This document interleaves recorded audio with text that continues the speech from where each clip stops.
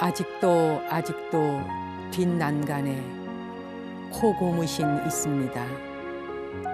그 빛은 바랬어도 함께 늙듯 휘어지고 설날엔 잠시 닦으며 먼저 간 그대 생각. 안녕하세요. 설날에 찾은 고향집에서 어머니의 고무신을 본 시인은 늙어 휘어진 코 고무신을 마치 어머님 대하듯 닦고 또 닦으면서 가슴이 찡해진 그 시인의 말을 생각하니 제 가슴까지도 찡해집니다. 다가올 설날이 되면 아마 여러분도 그리운 것들과 만나는 소중한 시간을 가지실 텐데요. 우리의 뿌리이자 출발점이었던 옛집, 고향, 부모님, 그리고 친구들. 한 번쯤은 돌아봐야 할 것들을 생각해 보는 그런 의미 있는 날이 우리의 설날이 아닌가 합니다. 이렇게 설날을 앞두고 오늘 방송은 얼마나 사랑했는지 당신은 모르실 거야. 설 연휴 첫날에 어떤 곡이 좋을까 고민하다가 준비해 봤습니다. 심성락 선생님의 아코디언 연주로 당신은 모르실 거야로 시작하겠습니다.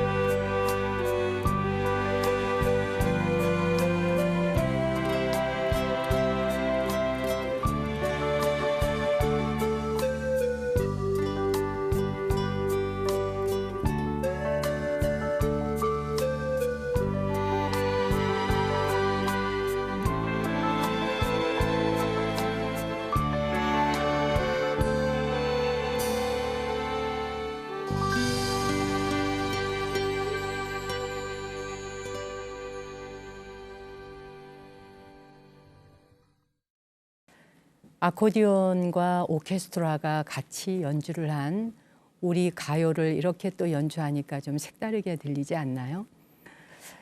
설날이 되면 아무래도 그 연세 드신 분들에게는 설이 마냥 좋은 것만은 아니신 듯해요. 어렵게 지나왔던 시절들을 떠올리시게 되고 또 헤어진 부모 형제들이 있잖아요. 여러 가지 그 인생의 우여곡절과 그런 교차점들에서 다양한 감정들이 마치 이렇게 버물려진 것 같아요. 만두로 말하자면 만두 속에 속배기가 버물려진 듯, 뭐 떡국도 떡국만 끓일 수 없잖아요. 떡국에 뭐 이거저것 일반인들은 뭐 고깃국처럼 끓이실 테고 우리 절에서는 그저 맑은 떡국을 끓입니다. 그렇게 해서 돌아가신 선망 부모님들, 유주무주의 모든 고혼들에게까지 떡국 한 그릇 공양 올리죠. 제일 먼저 부처님께 공양 올리고 불보살님들께 공양을 나누어 드리고 제일 뭐 공양 올리고 그리고 나서 또 불법을 옹호하시는 옹호 신장님들에게도 떡국 공양을 올리고 또 도량을 지켜주시는 도량 신들에게도 떡국 공양을 올리고 그리고는 이제 스님들도 공양 한 그릇 떠 드시고 그렇게 떡국 한 사발을 얻어먹기까지 내 입에 이르기까지 고마운 모든 분들에게 제일 먼저 공양 올리는 것으로부터 떡국 공양이 시작이 됩니다. 그리고는 두루 미물에 이르기까지 공양을 골고루 다 같이 나누어 먹는 날, 모두가 배부르고 행복한 날을 기원하는 그런 날이 또 설이기도 합니다. 우리나라가 언제부터인가 설을 굉장히 귀찮아하고 설날이 다가오는 것이 오히려 불행하게 느껴진다. 이런 분들도 만난 적이 있습니다. 그 제사 음식을 장만하는 며느리들 입장에서는 미리 이 코에 기름 냄새가 다 이렇게 쩔어가지고 이 기름 냄새라는 게 냄새만으로도 맡으면 체하는 체증이 와서 사실은 음식을 맛있게 먹을 수가 없잖아요. 요즘은 좀 풍토가 달라졌는지 모르겠습니다만 하지만 사실 여러분 떠올려 보세요. 우리가 먹거리가 부족했던 때에 그 기름에 전을 붙여서 올리는 공양은 영양에 굉장히 그 관계가 있는 거거든요. 요즘이야 영양이 뭐 넘쳐나서 오히려 약을 먹어가며 살을 빼고 이런 고생을 하고 병원 신세를 지기도 합니다만 어렵던 시절에는 기름으로 데펴서 구워놓은 전 한쪽이 그 몸에 부족한 지방이나 여러 가지 영양을 대신해 주었기 때문에 반드시 그런 음식이 올라가야만 했고 특히 미리 해놨다가 다 식어 빠진 음식을 올리게 하지 않습니다. 우리 불가에서도 그 차례를 지내는 선망 부모와 유주무주의 고혼들을 위한 음식상을 마련할 때는 새벽부터 일어나서 비록 고단하지만 영혼들에게 향기로 훈양하게 될 그런 영가들에게 고소한 기름 냄새가 나면서 나물 무칠 때 그 나물의 고소한 냄새 있잖아요. 그 냄새에서부터 먼저 공양을 올리는 음식이기 때문에 상당히 신선하고 성스러운 음식이기도 했습니다. 올해 설은 여러분 각각 집에서 어떻게 맞이하시는지 모르겠는데 음식 앞에서 성내지 마시고요. 그리고 또 서로가 뭐는 먹네 뭐는 안 먹네 다투지 말고 한 조각의 음식에도 진심으로 감사드리면서 올 설 연휴는 행복한 그리고 다복한 그런 설이 되었으면 좋겠습니다. 여러분 혹시 사람의 마음을 다루는 그 학문인 심리학에서 아주 재미있는 법칙이 있는데 이런 말 들어보신 적 있으신가요? 벽에 붙은 파리 효과. 벽에 붙어 있는 파리 효과라고 하는 말 들어보신 적 있는지요? 어떤 일에 실패를 해서 좌절하고 있을 때 그 상황을 벽에 붙어 있는 파리 보듯이 제3자의 시선으로 무심히 바라볼 때 어려움도 극복할 수 있다는 말을 바로 벽에 붙어 있는 파리 효과라고 합니다. 미국 그 버클리 대학의 심리학자들이 피실험자들에게 실제로 2가지 실험을 해봤다고 합니다. 과거의 실패를 다시 경험하게 하고 거기에 대해서 어떤 반응을 하는지 실험을 해본 거죠. 근데 먼저 1인칭 시점에서 자신의 실패를 떠올리게 하고 그리고 난 뒤에 신체 변화를 조사해 본 거예요. 그랬더니 실제로 혈압과 심장 박동수가 굉장히 높아지면서 예전과 똑같은 불쾌감을 느꼈다고 합니다. 다음에는 똑같은 상황을 객관적인 제3인칭 시점에서 제3자의 입장, 다른 사람의 입장에서 내 문제를 바라보게 하는 거죠. 그렇게 느낀 다음에 역시 실험을 해보니까 이번에는 오히려 그 과거의 실패를 좀 더 긍정적으로, 그럴 수도 있지, 또 한 번 더 노력해 볼 수도 있는 거 아니겠어? 뭐 이렇게 긍정적으로 바라볼 수 있게 된 거죠. 이렇게 제3자의 입장, 객관적으로 바라보는 시각, 이걸 벽에 붙은 파리처럼, 즉 있는 그대로 바라보기. 그래서 과거의 감정이나 슬픔에 매몰되거나 함몰되기보다는 객관적으로 상황을 받아들이는 것, 바로 그런 실험이었습니다. 우리 불가에서도 이와 비슷한 개념이 있는데 아상인상이라는 말이 있잖아요. 아상. 부처님께서는 나라고 하는 생각, 나라는 관념, 즉 이 아상을 버리고 무아, 나 없음, 에고가 없다는 거죠. 그 에고가 없는 무아의 경지에 이르를 때 본래의 진면목을 참되게 볼 수 있다. 그런 말씀을 하셨거든요. 과거의 감정, 그리고 과거에 실패했던 감정, 과거에 아팠던 아픔, 이런 것에서 벗어나고 싶다면 오늘부터 여러분 벽에 붙어 있는 파리처럼 벽에 붙은 파리를 바라보듯이 바라보는 새로운 시각 한번 가져보시면 어떨까요? 특히 요 설 연휴 며칠 동안 아마 여러분이 이걸 직접 활용해 보신다면 상당히 효과가 있을 거예요. 그저 있는 그대로 바라보는 것만으로도 편안해질 수 있다면, 행복은 어디서 만들어지는 것도 아니고 어디서 기차나 비행기를 타고 오는 것도 아니잖아요. 행복이 여행자를 위해 또는 고향을 향해 기차를 타고 갈 수도 없는 거예요. 그냥 내가 생각 하나 탁 뒤집는 사이 바로 항상 내 곁에 대기 상태에 있었다는 것. 그걸 알려주는 법칙이 벽에 붙은 파리처럼 바라보기라고 생각해 볼 수 있겠습니다. 이번에 준비한 음악 컴 실버문입니다.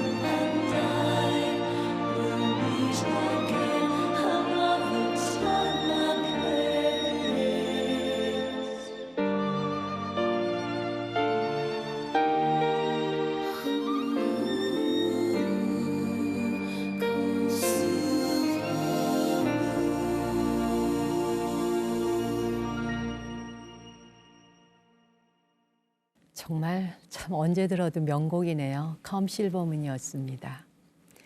조금 전에도 제가 그 설 음식 밥상 차리면서 기름 냄새 때문에 미리 먹기도 전에 음식에 체한다 하는 말씀을 드렸었는데, 이게 설이 되면 말이에요. 특히 집안에 아들이 뭐 한 둘, 셋 이렇게 있다 보면 이제 동서 간의 위아래, 윗동서, 아래동서 이렇게 동서 사이가 왜 명절만 되면 서로 그렇게 좋지 않은 관계여야 하는지, 뭐 좋은 관계도 있겠지만 대부분 동서 사이에는 네가 잘했네, 내가 못했네, 뭐 내가 잘했는데 네가 못했네, 이런 걸로들 많이 다투게 되는 모양이에요.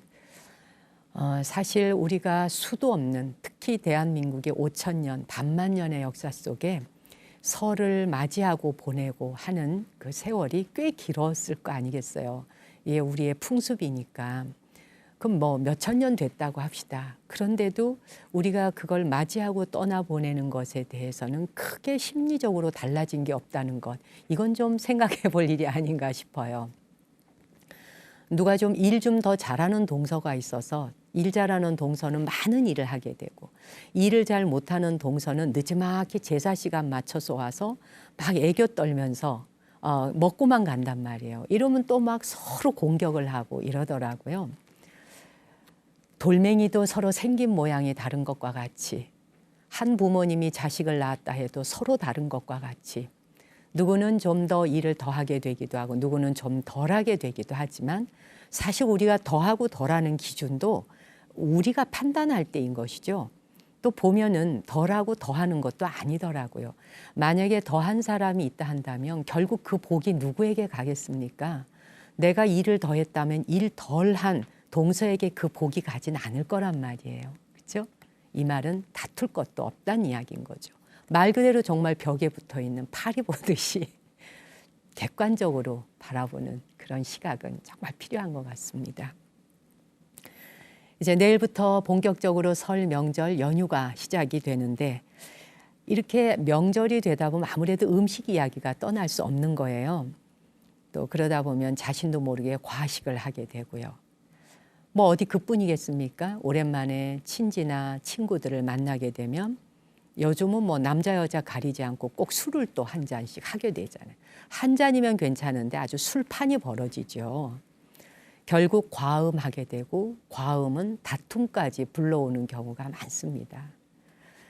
사실 사람들은 술이 무슨 죄냐 이렇게 이야기를 합니다마는, 먹는 음식으로 보자 한다면 술에게도 죄가 있는 거죠. 이 술이라고 하는 것은 동적인 음식이기 때문에 사람의 심성을 거칠게 바꾸는 그런 성질이 있다는 거예요. 사찰 음식의 명장인 선제 스님이 동적인 식품인 술 대신에 정적인 식품인 차를 마시라 이렇게 권하는데, 오늘 바랑 속의 책은 명절을 앞두고 먹고 마시는 음식에 대해 생각해 볼 만한 책을 하나 골라봤습니다. 사찰 음식의 명장이 되신 선제 스님이 신간서적을 냈더군요. 불광 출판사에서 펴낸 책, 당신은 뭘 먹고 무엇을 먹고 사십니까? 라는 책이 새로 나와서 저에게 도착을 했습니다. 이 책 한 권을 읽다 보면 선제 스님이 정말 죽을 만큼 아팠고, 자신이 그 아픈 질병을 먹는 먹거리, 음식을 통해서 치유하게 되고, 완쾌가 되면서 음식을 통해 사람들에게 바른 먹거리, 바른 생활을 통해서 부처님 법에 가까이 다가가는 법을 소신껏 전해야겠다 하는 그러한 발언, 원력을 가지고 출발했던 것이 오늘날 사찰 음식의 명장의 지위까지 올라오게 된 겁니다. 선제 스님이 새로 펴낸 책, 당신은 뭘 먹고 사십니까? 내가 먹는 음식이 결국은 내 성격을 좌우하게 되고 내 성품을 좌우하는, 그것이 내 삶의 질을 만들어주는 것이다 하는 이야기인데, 스님의 이 책을 한번 기회가 된다면 여러분도 읽어보시면 좋겠다 싶어요. 오늘 그 책에서 한 편을 골라봤습니다. 먹거리와 관련된 이야기 읽어드릴게요.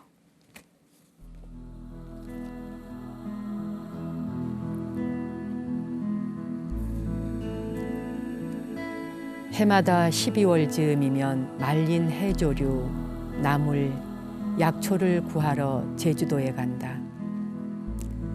지난 겨울에는 폭설이 내려 나흘간 숙소에 갇혀 있다시피 했다. 대단한 폭설이었다. 비행기도 끊기고 찻길도 막혔다. 폭설에 며칠 갇혀 종일 차를 마시며 소일했다. 차에 조예가 있는 스님 덕에 종일 찻주전자에 물 끓이는 소리가 멈추지 않았고 이런저런 이야기가 끊이지 않았다. 차와 같은 성품을 지닌 그 스님이 말했다. 차는 사람을 만드는 약이죠. 누구든지 차를 마시면 참 사람이 될 수 있어요. 옛날에는 차를 바르게 마시는 사람을 다인이라 하여 군자와 성인과 같은 자리로 대했어요.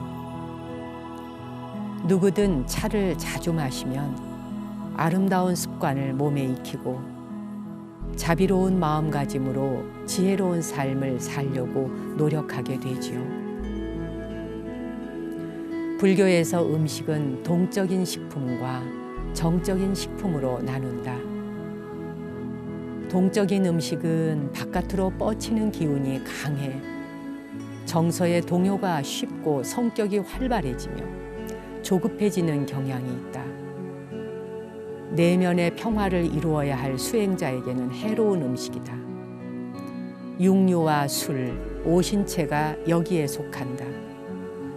육류와 술은 체온을 올리고 기운을 밖으로 뻗치게 하므로 많이 먹으면 흥분하고 흥분하면 말과 행동에서 실수하고 일을 그르치게 한다.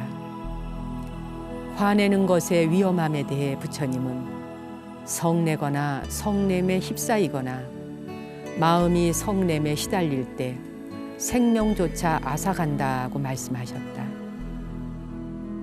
반대로 정적인 음식은 마음을 고요하고 침착하게 안정시킨다. 동적인 식품을 제외하고 채소류, 곡류, 콩류가 정적인 식품이다.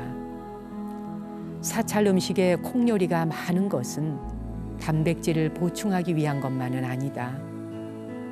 대표적인 정적인 음식이 바로 차다. 고대 중국 신농시의 식경에는 차를 오랫동안 마시면 사람이 힘이 생기고 즐거운 뜻을 얻는다고 쓰여 있다. 차의 가치와 성분은 과학적으로 이미 밝혀진 사실이다. 예로부터 절을 지으면 그 둘레의 차밭부터 미리 만들곤 했다. 선다 일미, 선과 차는 한 가지 맛이라고 했다.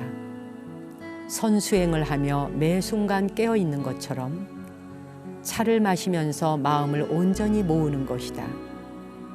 그래서 법정 스님은 생전에 이런 말을 남겼다. 차를 마신다고 해서 그냥 끓여서 차만 홀짝 마시고 일어나지 않습니다. 물을 끓이고 비우고 또 다시를 꺼내서 매만지고 그걸 펼치고 마시고 나서 씻고 거두어드리고 하는 이런 과정이 얼마나 좋습니까? 살아있는 일 자체가 그래야 합니다.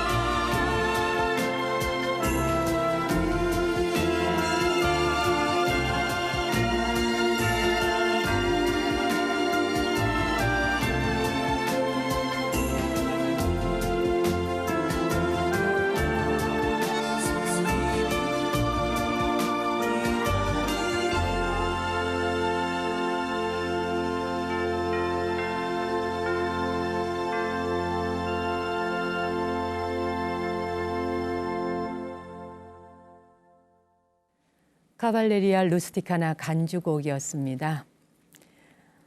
선재 스님의 그 책을 읽다 보면 그 책 속에서 음식을 통해 우리가 그 신체적인 건강, 몸의 건강과 정신의 건강을 어떻게 스스로 다스려 가야 하는가를 참 많이 이렇게 정리를 좀 할 수 있어서 좋더라고요. 방금 전에 소개해드렸던 동적인 음식과 정적인 음식이라고 하는 이 개념만 머리에 가지고 있어도 그 음식에 대해서 상당히 우리가 좀 편하게 대할 수 있겠다, 또 바르게 대할 수 있겠다 하는 생각을 했습니다. 그 오신채라든지 이런 음식은 정적인 음식이라서 술도 그렇고 사람의 성정을 본의 아니게 거칠게 만든다는 거죠. 왜냐하면 밖으로 뻗어가는 힘이 있으니까. 꼭 그것이 나쁜 것만은 아닌데 그걸 통해서 잘 쓰면, 원력으로 잘 쓰게 되면 정말 멋진 일을 할 수 있는데 잘못 쓰면은 그 힘이 멱살잡이를 하게 되고 주먹이 날아가거든요. 그런데 동적인 힘을 써서는 안 된다는 거죠.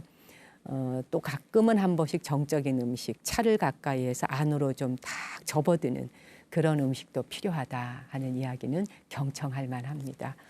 우리 선재 스님의 신간서적, 당신은 무엇을 먹고 사십니까? 아마 북 콘서트도 열리는 모양인데 많이 관심 부탁드립니다. 시청자 여러분께서 댓글 많이 보내주셨네요. 진찬이 님이 스님과 같이 하신 여러분들이 너무 부럽습니다. 저도 가까이서 스님 뵐 날을 기원해 봅니다 라고 하셨는데 아마 지난 우리가 연말에 부산 그 송정 쿠무다에서 연말 특집 방송을 했잖아요. 그걸 보신 분들이 굉장히 느낌이 색달랐던 모양입니다. 그래서 그 소감이 계속해서 올라오고 있더라고요. 아마 새로운 공간에 더 즐거워하셨던 것 같아요. 남편이 교통사고가 나서 차가 반 파손이 되었는데 폐차를 해야 될 지경이었지만 다행히 몸을 다치지 않았습니다 라고 했는데 정말 이럴 때 우리가 천만다행이라고 하는 말을 쓰죠. 그래도 또 유념하시고 부디 건강 잘 챙기셔야 합니다. 김명진님, 스님 평안하시지요? 방송에 함께 하시는 분들의 감동의 눈물이 보이는군요. 저도 인자하는, 그러니까 사투리 인자 이러잖아요. 인자하는 치질님 오셨네, 골반 협착증 오셨구나 하며 살겠습니다.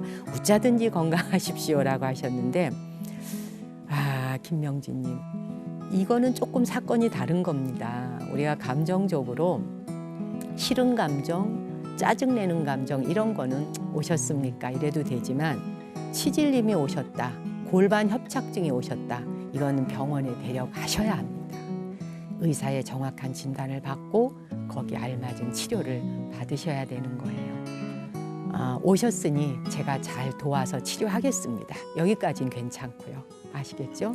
부디 새해 건강하셨으면 좋겠습니다. 김명신님은 영심이군요. 가볍게 배낭 메고 홀가분하게 떠나고픈 심정을 방송으로 시원하게 소원 풀었습니다. 스님 고맙습니다. 송년 특집 방송에서 달팽이가 느려도 늦지 않다 하는 말씀 접하고 새삼 인생 수업 공부를 합니다. 매번 깨우쳐 주셔서 고맙습니다 라고 하셨네요. 감사합니다. 지난 연말과 또 새해 신년 그 특집 2번 이어서 보내드렸는데 제가 신년 특집 보내드리고 난 뒤에 스님들로부터 전화를 꽤 많이 받았어요. 부산에 진짜 그런 데가 있나? 거기 어디 있는? 내가 부산 수도 없이 갔지만 그런 데 못 봤다 이러시더라고요. 우리가 그런 데만 찾아다니면서 여러분께 보여드리는 것. 그래서 이 방송 보시면서 와 정말 좋구나 라고 하실 때는 방송 보시는 순간 ARS 한 번만 좀 꾹꾹 눌러주세요. 여러분이 보내주시는 작은 후원금 하나하나가 모여서 멋지고 아름다운 그런 프로그램 제작하는데 잘 쓰고 활용하도록 하겠습니다.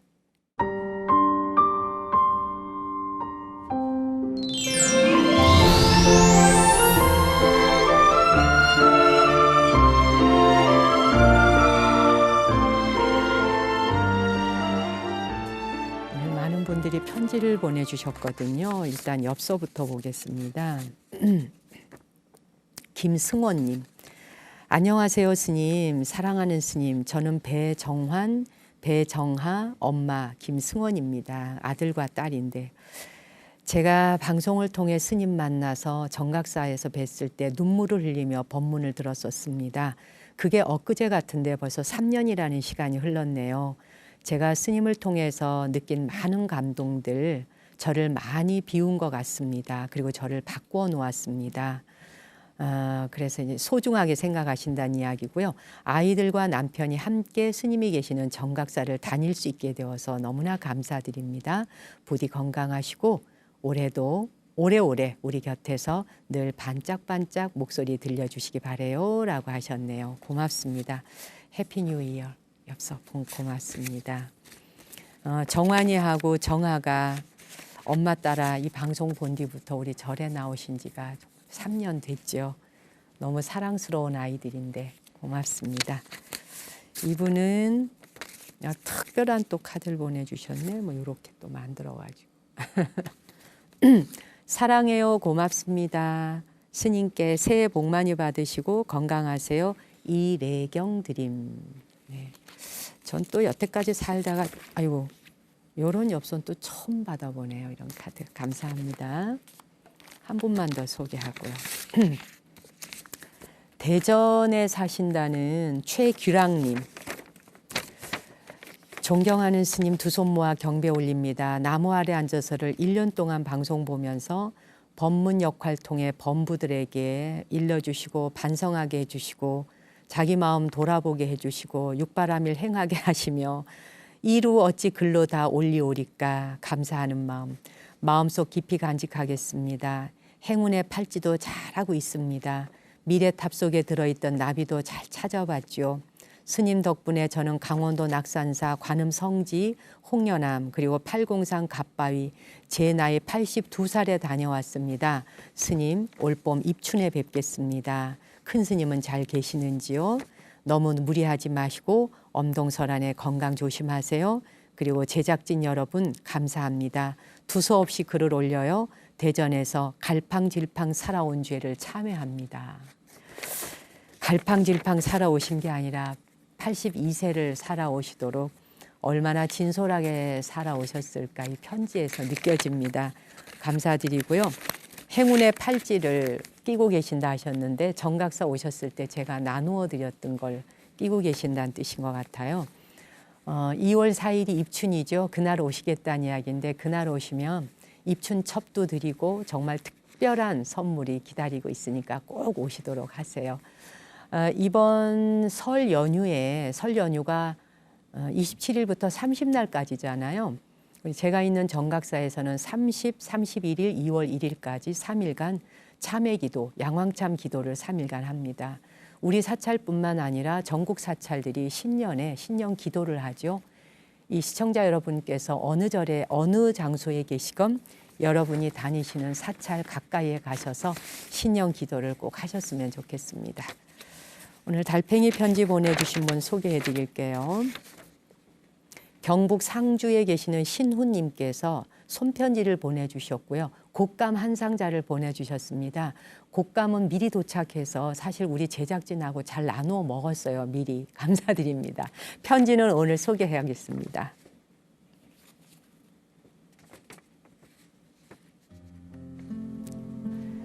더운 여름이 어제인 것 같았는데 계절은 벌써 겨울입니다. 요즘은 인터넷이 발달된 정보화 시대라 그런지 저를 포함해서 손편지를 많이 쓰지 않는 것 같아요. 너무 쉽고 빠른 것만 추구하다 보니 어느새 느림의 미학을 잊어버린 것이겠죠? 이 손편지가 올해 들어 스님께 보내는 2번째 편지입니다. 혹시 기억하시는지요? 지난번 편지에서 저는 경북 상주에서 직장 생활하고 있고 집에서 터미널까지 30분 정도 걸어 다닌다는 소식을 드렸습니다. 그때 스님께서 저를 위해 발언과 기도해 주셨죠. 저는 그걸 잊을 수가 없답니다. 늘 스님 방송을 스마트폰으로 다시 보게 하다 보면 하루 동안 일하면서 받았던 번뇌와 근심, 스트레스를 말끔히 세수하는 기분이 들어요. 감사합니다, 스님. 요즘은 가끔 나태와 게으름으로 버스 대신 자가용을 이용할 때가 있지만 그래도 다시 마음 다잡아 걸어 다니며 버스를 타는 것을 실천하려고 노력하고 있습니다. 그래도 마음의 번뇌가 가라앉지 않으면 스님의 명상 CD가 큰 힘이 되고 있지요. 언제나 감사드리고 우리를 위해 앞으로도 계속 좋은 영혼의 멘토가 되어주세요. 경북 상주에서 참, 그리고 스님, 상주에는 곶감이 유명하잖아요. 올해 곶감이 아직 건조 단계라 내년 초에 상품 나오면 꼭 보내드릴게요. 기다려주세요 라고 하셨네요. 곶감은 도착해서 다 먹어 치웠고 편지 고맙습니다. 이 편지가 온 지가 벌써 한 열흘 좀 지났어요. 근데 이것저것 특집하다 보니까 순서가 밀려서 이제서야 소개해드리게 됐습니다. 상주 곶감 대한민국 최고죠. 전 세계 어디로 나가도 다 맛있다 할 거예요. 그 신훈이라고 하셨잖아요. 외자. 상주 곶감 이번 설 연휴 기간 동안에 아마 설에 굉장히 많이 팔린 상품이죠. 감사드립니다. 저는 음악을 준비했습니다. 우리 가요를 나윤선 씨가 재즈풍으로 부르는 아주 매력적인 노래인데 초우 보내드릴게요. 가슴 속에 스며드는 고독이 몸부림칠 때 갈 길 없는 나 그네의 꿈은 사라져 피에 젖어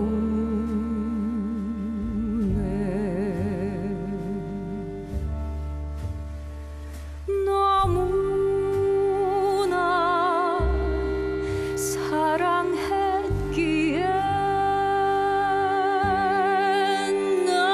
너무나 사랑했기에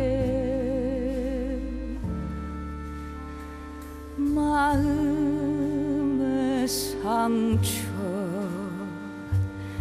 잊을 길 없어 빗소리도 흐느끼나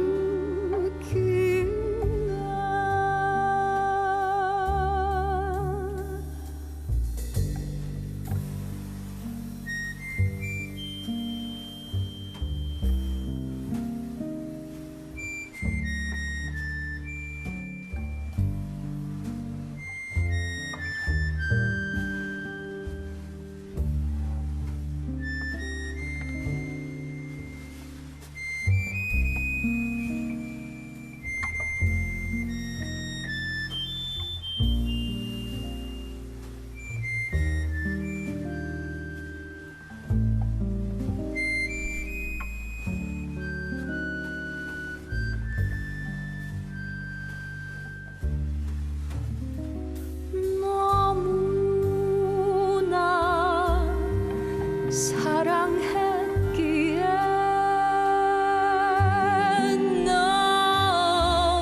너무나 사랑했기에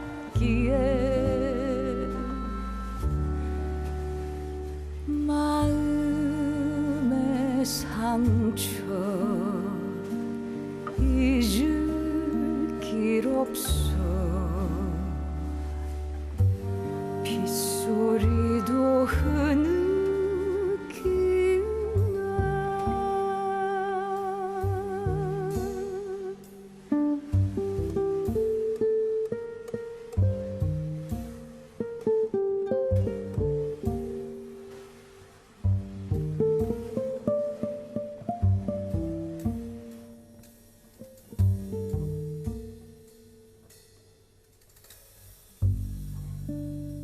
이렇게 재즈풍으로 들으니까 또 노래가 완전히 다르게 해석이 되죠.